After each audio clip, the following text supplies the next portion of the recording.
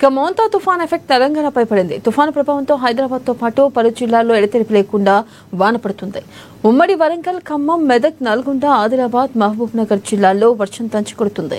ఇక మహబూబాబాద్, గార్ల, బయ్యారం, ఇనుగుర్తి, కేసముద్రం, తొర్రూరు, పెద్దవంకర మండలాల్లో వర్షం పడుతుంది. మరోవైపు డోర్నకల్లో రైలు పట్టాలపైకి వరద నీరు చేరింది. పట్టాలు మునిగిపోవడంతో డోర్నకల్లో గోల్కొండ ఎక్స్ప్రెస్ నిలిచిపోయింది. మహబూబాబాద్ రైల్వే స్టేషన్లో కోనార్క్ ఎక్స్ప్రెస్ నిలిచిపోయింది. ఇక దీనిపై మరింత సమాచారాన్ని మా ప్రతినిధి మౌనీష్ లైవ్ ద్వారా అందిస్తారు. మౌనీష్, చెప్పండి, తెలంగాణ వ్యాప్తంగా మోంతా తుఫాన్ ఎఫెక్ట్ ఏ మేరకు ఉంది? అలాగే ఎన్ని రోజులు ఈ మోంతా తుఫాన్ ఎఫెక్ట్ ఉండనుంది? అప్డేట్స్ ఏంటి? మోంతా తుఫాన్ ప్రభావంతో ఉమ్మడి వరంగల్ జిల్లా వ్యాప్తంగా భారీ వర్షాలు అయితే కురుస్తున్నాయి.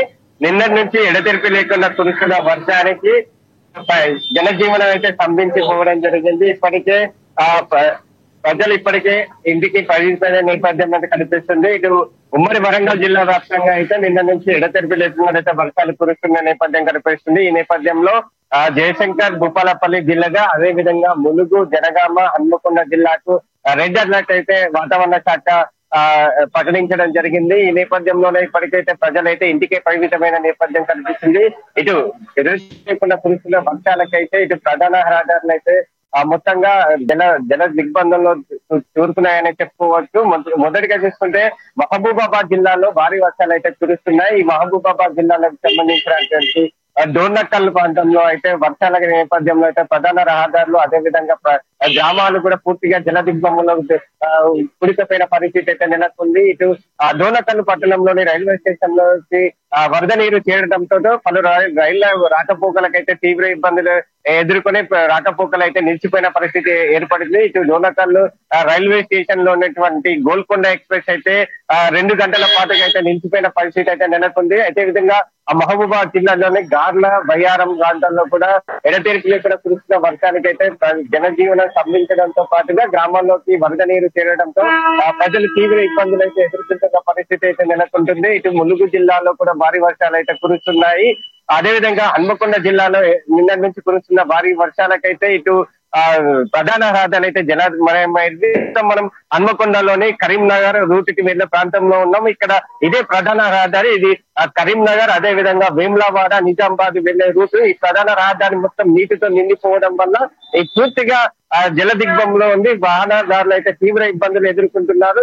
ఈ ప్రధాన రహదారి గుండానే ఇక్కడ నుంచి ఎంఆర్ఓ ఆఫీస్, హన్మకొండకు సంబంధించిన ఎంఆర్ఓ ఆఫీస్ కూడా ఇక్కడనే ఉన్న నేపథ్యం కనిపిస్తుంది. ఇక్కడనే ఈ ఎంఆర్ఓ ఆఫీస్ కూడా వెళ్ళడానికి కూడా తీవ్రంగా ప్రజలు వెళ్ళడానికి కూడా చాలా ఇబ్బందులు అయితే ఎదుర్కొంటున్న పరిస్థితి అయితే నెలకొంది. ఇటు ఉమ్మడి వరంగల్ జిల్లా వ్యాప్తంగా భారీ వర్షాలు అయితే కురుస్తున్నాయి. ఈ 2 రోజుల పాటుగా ఈ వర్షాలు కురిసే అవకాశం ఉన్న నేపథ్యంలో ప్రజలు అప్రమత్తంగా ఉండాలంటూ అధికారులు సూచించడం జరిగింది. ఇప్పటికే కలెక్టర్లు సమావేశం నిర్వహించి ఎప్పటికప్పుడు ప్రజలు అప్రమత్తంగా చేస్తున్న క్రమం కనిపిస్తుంది. ఇక్కడ వాగులు వంకలు పొంగే పరిస్థితులలో అది ఎవరు ప్రజలు బయటికి రాకూడదు, అప్రమత్తంగా ఉండాలంటూ చెప్పడం జరిగింది. ఇటు వరంగల్ తూర్పు నియోజకవర్గంలో కూడా ఎడతెరిపి లేకుండా కురుస్తున్న వర్షానికైతే లోతట్టు ప్రాంతాల్లో అయితే జలమయమయ్యాయి. నేరుగా అండర్ బ్రిడ్జి, అదే విధంగా బ్రిడ్జి ప్రాంతాల్లో ఉన్నటువంటి రైల్వే గేట్ కింద నుంచి నీరు చేరడం వల్ల అయితే రాకపోకలకైతే ఇబ్బంది కలుగుతుంది.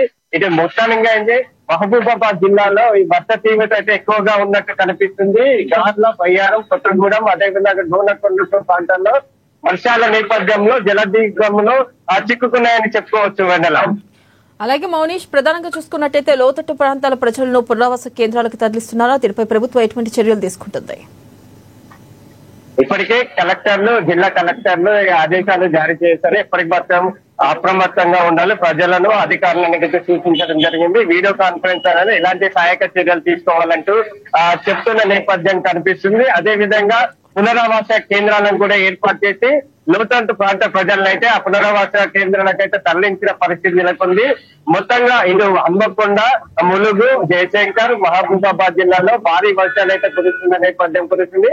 2 రోజుల పాటుగా కురిసే అవకాశం ఉంది. ఇప్పటికే మహబూబాబాద్ జిల్లాలో పాఠశాలలు, ప్రైవేటు ప్రభుత్వ పాఠశాలలో ఇప్పటికే బంద్ చేసిన నేపథ్యం కూడా కనిపిస్తుంది.